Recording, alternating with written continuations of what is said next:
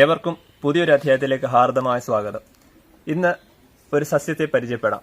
ഈ കാണുന്നതാണ് പൊന്നാരി വീരൻ എന്ന് പറയുന്ന ഒരു ചീര വിഭാഗത്തിൽ പെടുന്നതാണ്. അതായത് ചീര വിഭാഗത്തിലാണെങ്കിലും ഇതിനെ പൊന്നാരി വീരൻ ചീര എന്നാണ് നമ്മൾ പറയുന്നതെങ്കിലും ഇത് പയറുവർഗ്ഗത്തിൽ പെടുന്ന ഒരു സസ്യമാണ്. ഇതിൻ്റെ ഇലകൾ നോക്കാം. ഈ മൈസൂർ ചീര പോലെ തന്നെ ഉണ്ടാവുന്ന ഇലയാണ്. ഇതിനൊരു പ്രത്യേക സ്മെല്ലാണ് ഇതിൻ്റെ ഇലയ്ക്ക്. അതേപോലെ ഇതിൻ്റെ ഇലകളും ഇതിൻ്റെ പൂക്കളും പണ്ട് കാലം മുതൽ തോരൻ വെക്കാനായിട്ട് ഉപയോഗിച്ച് വരുന്നത്. ഇതിൻ്റെ പൂക്കൾ ധാരാളമായിട്ടുണ്ടാവും. അപ്പോൾ ഇതിൻ്റെ പൂക്കൾ മാത്രമായിട്ടും തോരൻ വെക്കാം, അതേപോലെ ഇതിൻ്റെ ഇലകൾ മാത്രമായിട്ടും തോരൻ വെക്കാം. അപ്പോൾ ഇതിൻ്റെ പ്രത്യേകത എന്ന് പറയുന്നത് അമിത രക്തസമ്മർദ്ദം കുറയ്ക്കാൻ ഇതിൻ്റെ അത്രയും കഴിവ് വേറൊരു സസ്യങ്ങൾക്കും കുറവാണെന്ന് തന്നെ വേണേൽ പറയാം. അത്രയ്ക്ക് ഔഷധമൂല്യം കൂടിയ ഒരു സസ്യമാണ് ഈ പൊന്നാരി വീരൻ. അപ്പോൾ ഇത് പൊന്നാരി വീരൻ എന്ന് പറഞ്ഞാൽ നമ്മൾ സാധാരണ ചീരയായിട്ട് തോന്നുമെങ്കിലും ഇത് പയറുവർഗ്ഗത്തിൽ പെടുന്ന ഒരു സസ്യമാണ്. ഇതിൻ്റെ പ്രത്യേകത എന്ന് വെച്ചാൽ ഇതിൻ്റെ വേര് ധാരാളം നൈട്രജൻ ഫിക്സ് ചെയ്യുന്ന ബാക്ടീരിയകളുണ്ട് ഇതിൻ്റെ വേരിൽ, അതായത് പയർവർഗ്ഗ വിളയായതുകൊണ്ട്. പിന്നെ അതേപോലെ ഇതിനകത്ത് ഈ ഒരൊറ്റ ഒരു സസ്യം തന്നെ ഒരു 2-3 വർഷത്തിൽ കൂടുതൽ നമുക്ക് വിളവ് തന്നുകൊണ്ടേയിരിക്കും. അതായത് നമ്മൾ ഒടിച്ച് എടുക്കുന്നതിൻ്റെ സമമായിട്ട് ഇതെപ്പോഴും കിളിർത്തുകൊണ്ടേയിരിക്കും. പിന്നെ ഒരു കാര്യം പ്രത്യേകം ശ്രദ്ധിക്കണം, ഇതിൻ്റെ ഇലകൾ നമ്മൾ മഴക്കാലങ്ങളിൽ ഉപയോഗിക്കുമ്പോൾ ഇലകളിൽ ധാരാളം പുഴുക്കളുണ്ടാവും. അപ്പോൾ അത് മാത്രം ശ്രദ്ധിക്കുക, അല്ലെങ്കിൽ നമുക്കത് വയറിന് വിഷയം ഉണ്ടാവും. ഇത് ഈ ഒരു ഇലകളുടെ അടിഭാഗം ഒന്ന് ചെറുതായിട്ടൊന്ന് ശ്രദ്ധിച്ചാൽ മാത്രം മതി. അതേപോലെ ഇത് തണലുള്ള സ്ഥലങ്ങളിലും ധാരാളമായിട്ടുണ്ടാവും. ഇതിൻ്റെ വിത്തുകളെന്ന് പറയുന്നത് ഉണ്ടായി തന്നെ പൊട്ടിത്തെറിച്ച് തറയിൽ പോയി അങ്ങനെ ധാരാളം ഉണ്ടാവും. ഇനി അതുമല്ല, ഇതിനകത്ത് നിന്ന് ഈ കാണുന്നതെല്ലാം വലിയ വലിപ്പത്തിൽ വരും. ഏകദേശം പയറിൻ്റെ ഒരു വലിപ്പം, ഏകദേശം ഒരു കുറ്റിപ്പയറിൻ്റെ തൊട്ടുള്ളൊരു സൈസ് വരും. വന്നതിന് ശേഷം അത് നന്നായിട്ട് ഉണങ്ങുമ്പോൾ നമുക്ക് പറിച്ച് ബാക്കി അതിനകത്ത് നിന്ന് പുതിയ തൈകൾ ഉണ്ടാക്കാനും സാധിക്കും. അപ്പോൾ ഇതിനകത്ത് പണ്ട് കാലങ്ങളിൽ ഈ പരുക്കൾ വരുമ്പോൾ, അതായത് ശരീരത്തിൽ ഈ പരുക്കൾ വരുമ്പോൾ അത് പലർക്കും ഒരു ബുദ്ധിമുട്ടാണ്.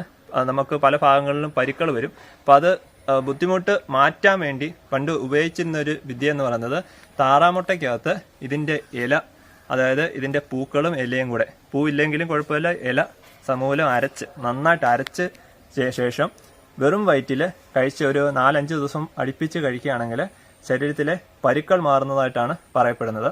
അപ്പം അതേപോലെ ഇതിനകത്ത് ആൻറ്റി ഓക്സിഡൻറ്റുകൾ വളരെയധികം കൂടുതലാണ്. പിന്നെ അതേപോലെ നമുക്ക് നമ്മുടെ ശരീര സൗന്ദര്യം, അതായത് സ്കിന്നിൻ്റെ സൗന്ദര്യത്തിനും ഏറ്റവും നല്ലതാണ്.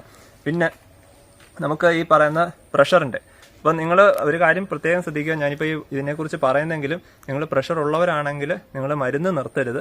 യാതൊരു കാരണവശാലും മരുന്ന് നിർത്തിയിട്ട് ഇതുപോലുള്ള സസ്യങ്ങളിലേക്ക് ആദ്യമേ തിരിയരുത്. പക്ഷേങ്കിൽ നിങ്ങൾക്ക് അത് കഴിച്ചുകൊണ്ടുകൂടി ഇതും കഴിച്ചു കഴിഞ്ഞാൽ നിങ്ങളൊന്ന് ഇടയ്ക്ക് പോയി ചെക്ക് ചെയ്യുകയാണെങ്കിൽ നിങ്ങൾക്ക് അതിൻ്റെ മാറ്റങ്ങൾ അറിയാൻ പറ്റും. ഇത് വെറും വയറ്റിൽ അതേപോലെ നമുക്ക് തോരൻ പോലെ വെച്ച് കഴിക്കാൻ, അടുപ്പിച്ച് കുറച്ച് ദിവസം വെച്ച് കഴിക്കുകയാണെങ്കിൽ നിങ്ങൾക്ക് അതിൻ്റെ മാറ്റം നിങ്ങൾക്ക് പ്രകടമായിട്ട് കാണാൻ സാധിക്കും. അപ്പോൾ ഇത് വലിയ ചിലവൊന്നുമില്ല ഈ ഒരു സസ്യം വെക്കാൻ. നമ്മൾ എവിടെയെങ്കിലും കൊണ്ടുവന്ന് ഒരെണ്ണം തന്നെ വെച്ചാൽ മതി. പിന്നെ നമ്മൾ അതിനകത്ത് നിന്ന് വിത്ത് എടുത്തില്ലെങ്കിൽ തന്നെ ഇത് താനെ ഇത് പൊട്ടി വീണ് അതിനകത്ത് ചുവട്ടിൽ ധാരാളം തൈകൾ ഉണ്ടാവുകയും അതിൽ നിന്ന് നമുക്ക് പുതിയ തൈ വേണമെങ്കിൽ പല സ്ഥലങ്ങളിലേക്ക് മാറ്റി നട്ടാൽ മതി. എപ്പോഴും നമുക്ക് ഇതിൻ്റെ ഇല എടുക്കാനും കാണും. ഒരു കാര്യം പ്രത്യേകം ശ്രദ്ധിക്കുക, ഇതിൻ്റെ പുഴുക്കളുടെ ശല്യം മാറ്റാനായിട്ട് ഞാൻ ചെയ്യുന്നത് ഗോമൂത്രത്തിനകത്തേക്ക് അല്പം കാന്താരി എടുക്കും. അതുപോലെ വെളുത്തുള്ളിയും അതേപോലെ വേപ്പെണ്ണ ഉപയോഗിക്കുമായിരുന്നു. പക്ഷേ വേപ്പെണ്ണ ഉപയോഗിച്ച് കഴിഞ്ഞാൽ ഒരു കുഴപ്പമെന്ന് പറഞ്ഞു കഴിഞ്ഞാൽ ഇല കഴിക്കും.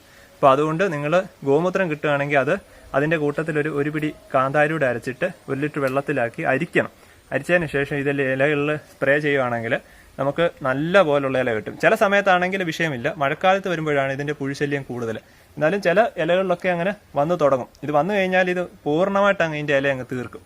അപ്പോൾ ഒരു ചിത്രശലഭം ഇതിനകത്ത് കൂടുതൽ വന്ന് മുട്ടയിടുന്നുണ്ട്. അപ്പോൾ അതിൻ്റെ ലാർവകളും അതേപോലെ വിരിഞ്ഞ് എടുക്കുന്ന ഈ ആഹാരമാക്കുമ്പോൾ നമ്മുടെ സസ്യത്തിന് അതൊരു നാശമാവുകയും ചെയ്യും. അപ്പോൾ നിങ്ങൾ ഈ ഒരു സസ്യത്തെപ്പറ്റി നിങ്ങൾക്ക് അറിവുണ്ടായിരിക്കാം. പിന്നെ അതിനെക്കുറിച്ച് കൂടുതൽ നിങ്ങൾക്ക് അറിയാമായിരിക്കാം. അതിൻ്റെ അകത്ത് നിങ്ങൾ എൻ്റെ ഈ വീഡിയോയ്ക്ക് അടിയിൽ ഒന്ന് കമൻറ്റ് ചെയ്യുക. അപ്പോൾ നിങ്ങൾക്ക് ഈ ഒരു വീഡിയോ ഇഷ്ടപ്പെട്ടെങ്കിൽ സബ്സ്ക്രൈബ് ചെയ്യുക, ലൈക്ക് ചെയ്യുക, ഷെയർ ചെയ്യുക. Thank you.